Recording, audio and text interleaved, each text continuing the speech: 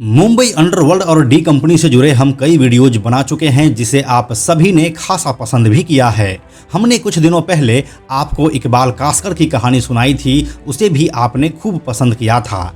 आप अगर उस वीडियो को अभी तक नहीं देखे हैं तो ऊपर के आई बटन पर क्लिक करके आप उसे देख सकते हैं। आज की यह कहानी दाऊद के ही एक और भाई अनीस इब्राहिम की कहानी होने वाली है, जो डी कंपनी में दाऊद के बाद नंबर 2 की हैसियत रखता है। हालांकि इस पोजीशन के लिए उसमें और छोटा शकील में काफ़ी तकरार देखने को भी मिलता रहा है। क्या है अनीस की पूरी कहानी? डी कंपनी के बॉस दाऊद और शकील के बीच वह कैसे खुद को शहंशाह बनाने में जुटा रहा, यह भी हम आपको पूरे विस्तार से बताने वाले हैं। बहुत ही दिलचस्प होने वाली है आज की यह कहानी भी, इसलिए आप अंत तक इस वीडियो को जरूर देखिए।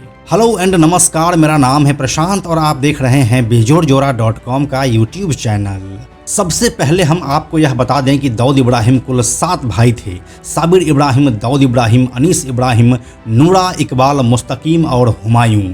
इनमें से सबसे बड़ा भाई साबिर 80 के दशक में पठान गैंग से हुए गैंग वॉर में मारा गया। उसका एक भाई नूरा फिल्मों में गाने लिखता था, जिसकी साल 2009 में मौत हो गई।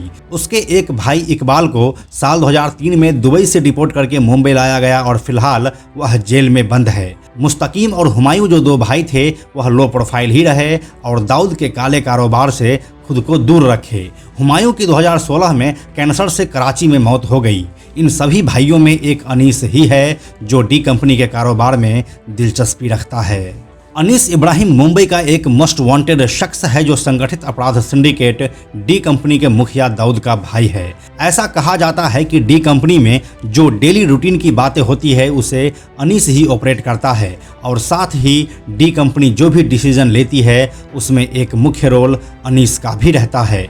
डी कंपनी और उसके गैंग मेंबर्स इंडिया के साथ ही नेपाल समेत आसपास के देशों में भी एक्टिव है, जिसे अनीस ही कंट्रोल करता है।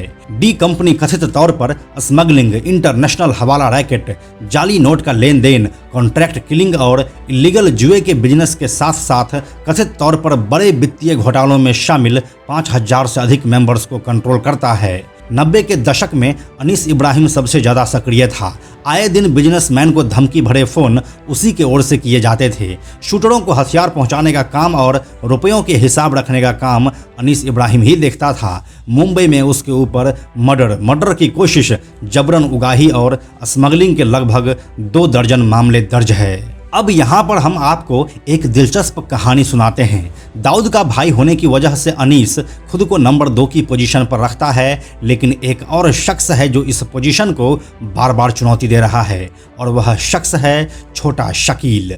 दरअसल अनीस और शकील के झगड़े ने ही दाऊद को सबसे ज़्यादा परेशान कर रखा है। अनीस और छोटा शकील के मेन बिजनेस में आने से पहले डी कंपनी में नंबर 2 की पोजीशन पर छोटा राजन हुआ करता था, लेकिन साल 1993 में दाऊद और राजन के अलग हो जाने के बाद इस पोजीशन के लिए जंग छिड़ गई। और तो और छोटा शकील ही वो शख्स है जिसने दाऊद और राजन के रिश्तों में आग में घी का काम किया था। और अब जब राजन गैंग से अलग हो चुका था तो नंबर 2 पर अनीस इब्राहिम बैठना चाहता था, लेकिन छोटा शकील जो नंबर 2 की पोजीशन को खाली करवाने के लिए इतनी चालें चला था, वह भला अनीस को इतनी आसानी से कैसे उस पोजीशन पर बैठने दे सकता था। इसलिए अब गैंग के अंदर ही पावर स्ट्रगल शुरू हो गई।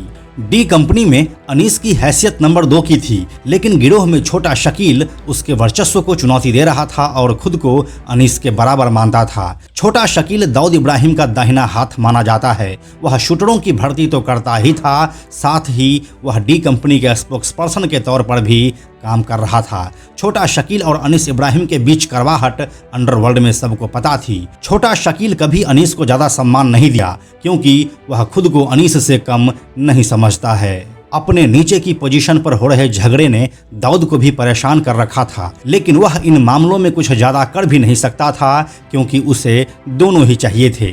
जाने अनजाने इस बात को गैंग में सभी लोग जानता था कि छोटा शकील के ऊपर दाऊद का ज़्यादा भरोसा है, लेकिन अनीस दाऊद का सगा भाई है, इसलिए उसके ऊपर भी वह किसी तरह का सवाल खड़ा नहीं कर सकता है। इसी कश्मकश में दाऊद डी कंपनी का गद्दी नहीं छोड़ रहा है, क्योंकि उसे सही उत्तराधिकारी नहीं मिल रहा है। अनीस इब्राहिम को डी कंपनी की ओर से नशीले पदार्थों की स्मगलिंग, जबरन वसूली, कॉन्ट्रैक्ट किलिंग और मनी लॉन्ड्रिंग में शामिल होने के लिए जाना जाता है, जो कि उसके भाई दाऊद इब्राहिम द्वारा स्थापित और नियंत्रित एक संगठित अपराध सिंडिकेट है, जो भारत, पाकिस्तान, नेपाल और दुबई सहित कई अफ्रीकी देशों में अंतर्राष्ट्रीय स्तर पर संचालित होता है।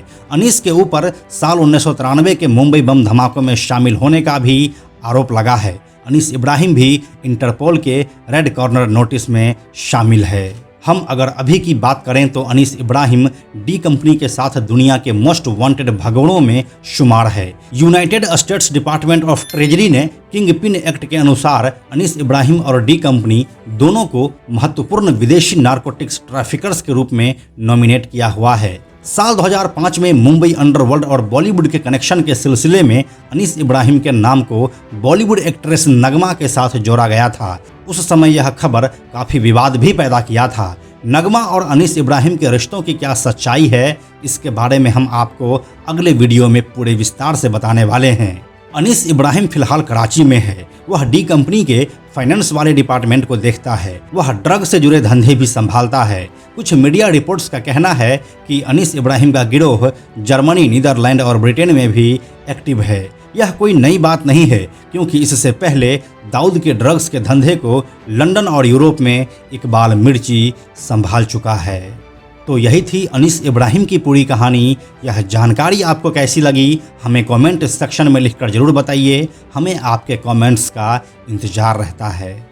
अंत में एक और ज़रूरी बात, हमने बेजोड़ जोड़ा का एक टेलीग्राम चैनल भी बनाया है, जहां आपको हमारे सारे वीडियोस के लिंक सबसे पहले मिल जाएंगे। इसलिए आप लोग टेलीग्राम पर भी हमसे जुड़ें। टेलीग्राम पर हमसे जुड़ने के लिए सिंपली आप टेलीग्राम ऐप के सर्च में जाकर बेजोड़ जोड़ा लिखिए और चैनल पर जाकर ज्वाइन बटन क्लिक कर दीजिए। आप हमसे जुड़ जाएंगे। यह वीडियो अगर आपको पसंद आया तो इसे लाइक और शेयर जरूर करें। आने वाले वीडियोज़ के लिए बेजोड़ जोड़ा को सब्सक्राइब करके बेल आइकन को टच करना ना भूलें। Thank you so much.